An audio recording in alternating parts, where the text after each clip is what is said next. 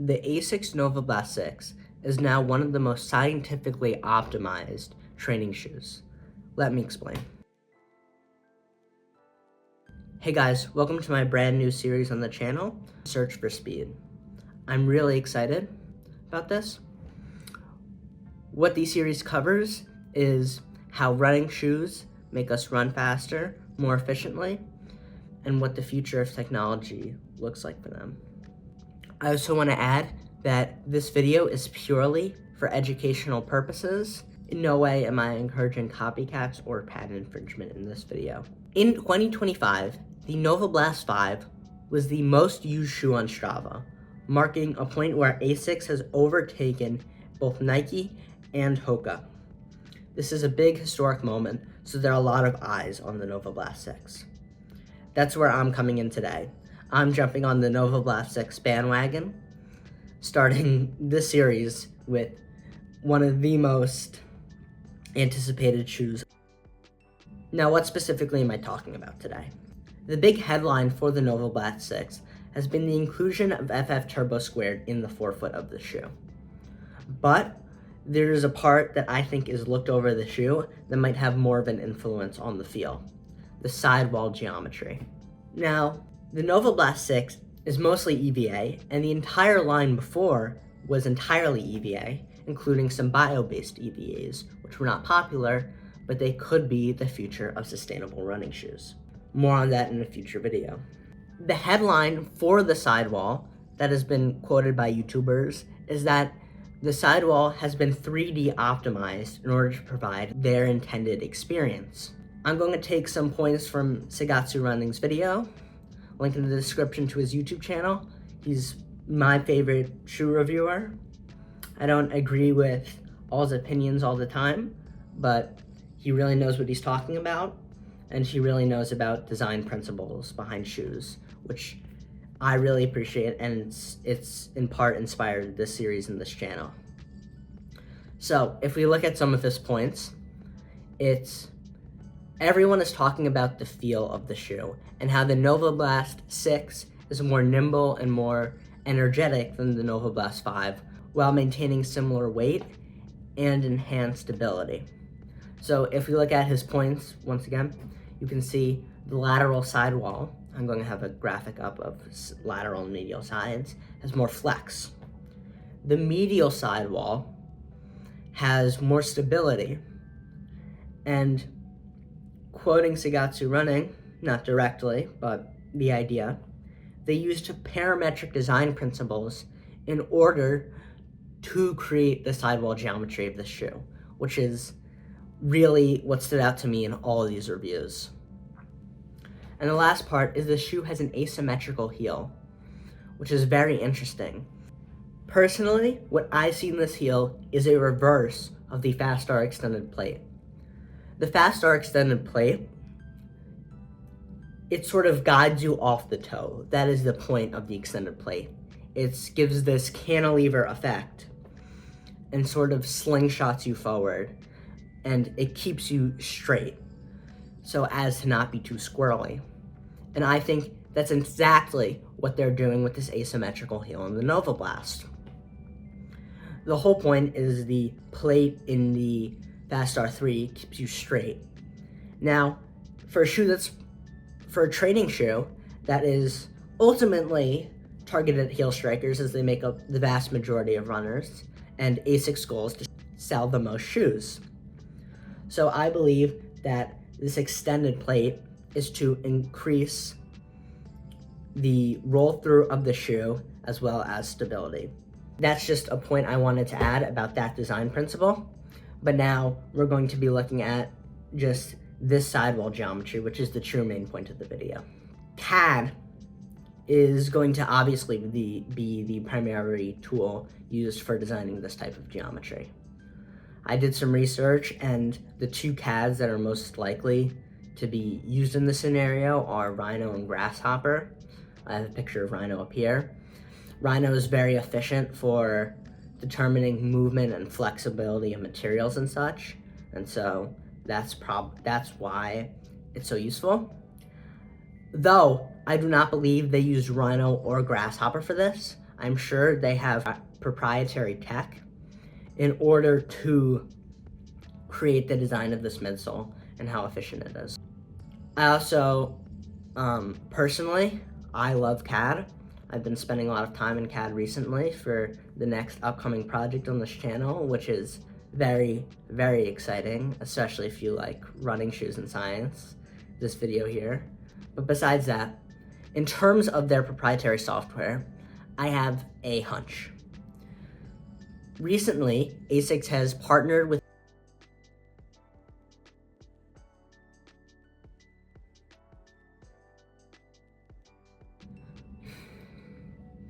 This partnership is very vague from press statements. In part, it makes it seem more like a materials choice, an AI choice. There's a lot of openness, but there is definitely a connection. I believe coming out of Michigan University is an AI system to benefit the shoes. Now, I know what you're thinking, ugh, AI. AI is definitely involved in this shoe to a degree. From Believe in the Run, they mentioned that there's definitely machine influence, although obviously the key design principles and concepts are going to be chosen by a human. In terms of what I believe the AI actually does in this scenario is a subtractive design process, much like how in a topology optimization, you're going to be removing material in order to make the part lighter while maintaining the same strength. There's also what I believe is the AI method used for this, which is going to be a swarm intelligence method. The swarm intelligence is a lot of AI sort of working together in order to constantly test and make tweaks until it comes upon the most efficient answer. Now, the subtractive elements from the swarm AI are going to be where a lot of this optimization really comes in. The human most likely set the parameters as maybe looks, but then the AI definitely refined angles, shapes, flex points, and that's where the shoe is really interesting, is what this shoe actually looks like. The flex points are a really good point that we're going to touch on, and I think that is the primary point of the shoe, as well as this optimization. I think they really have truly optimized and perfected the flex points in this shoe. In terms of the look of this origami design, I feel like I had seen the pattern from this midsole before, so I did some digging, and it looks similar to Voronoi cells. Voronoi cells have to do with optimizing space in order to fit pre-selected parameters. So I have videos of generating Voronoi cells playing here, and I find this really interesting as it looks quite similar to the ASICS shoe. So I believe that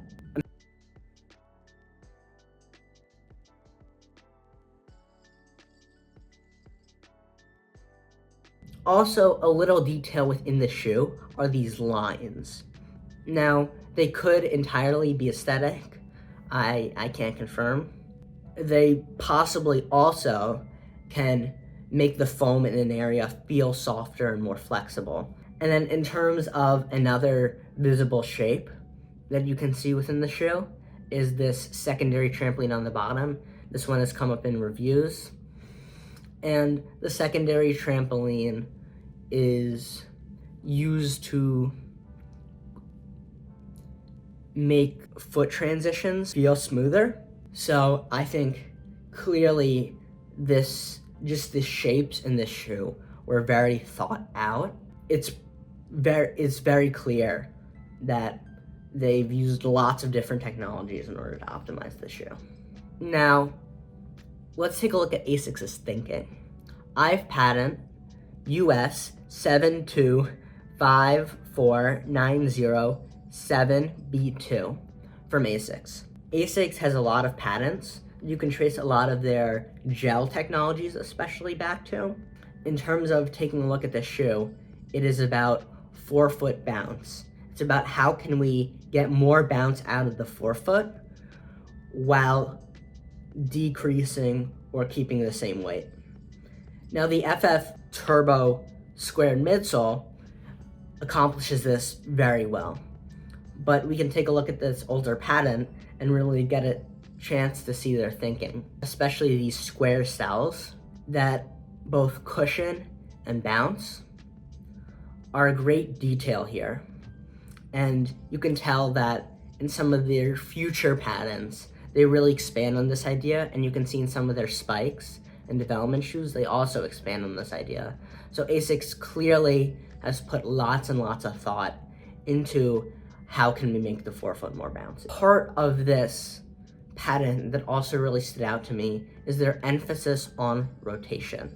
Rotation can influence both running feel, bounce, and stability, because the square designs that I mentioned just earlier noted that as they compress, they force rotation. Now, if we look at the Novablast 6 midsole, and we look at the flared heel and just the shapes of the shoe, potentially there could be rotation here, which would also be able to increase the stability of the shoe while keeping the weight the same and making it feel peppy. So I have a video here from the run testers of a strike in the shoe, and you can really see the very smooth transition. You can see the very specific compression points within this shape of the midsole, especially in the heel and where there are concave points. While the forefoot and the heel have great compression, the midfoot is less concave and is far more stable and transition oriented. And then you can also see the optimized flex points within the front of the shoe, which all culminates in a great peppy feeling shoe while keeping the midfoot nice and stable. Now, why is this really important? Shoe stability is very popular, especially with heel strikers. And brands have tried many, many different techniques in order to increase the stability of their shoes and make stability shoes and make fewer shoes that can cater to more runners while making better shoes. And we can see the Novablast 6 as a great example of a shoe that works both for maybe someone who needs light stability and everyone else who has perfectly neutral foot strikes. And you can see that the feel is just enhanced. Everyone prefers this shoe. And it just feels so much more nimble because of the way that the shoe was cut out, shaped, and the little details.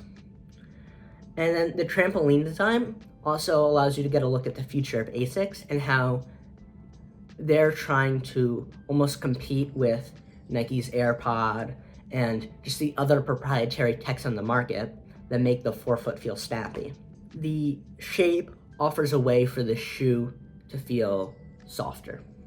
Without more expensive materials, without more R&D, you can have maybe cheaper materials and more entry-level shoes definitely feel softer and more forgiving while keeping the stability elements. While this video was initially only about the shape of the shoe, I found this entire shoe fascinating, and I really think that it is a marking point in the future of midsole design. The company will most likely keep some of the more complicated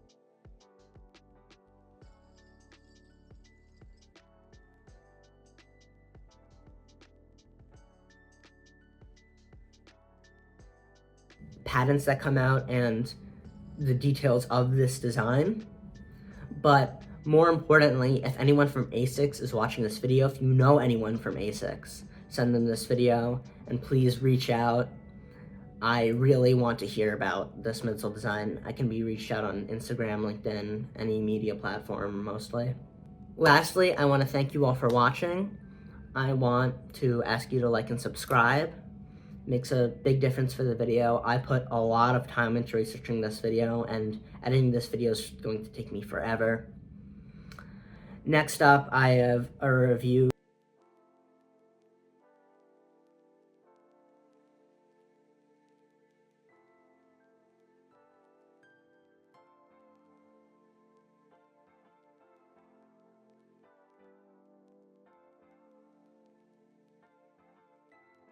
This is a really old design, but it's still really interesting, and maybe one day I'll have a fully 3D printed shoe.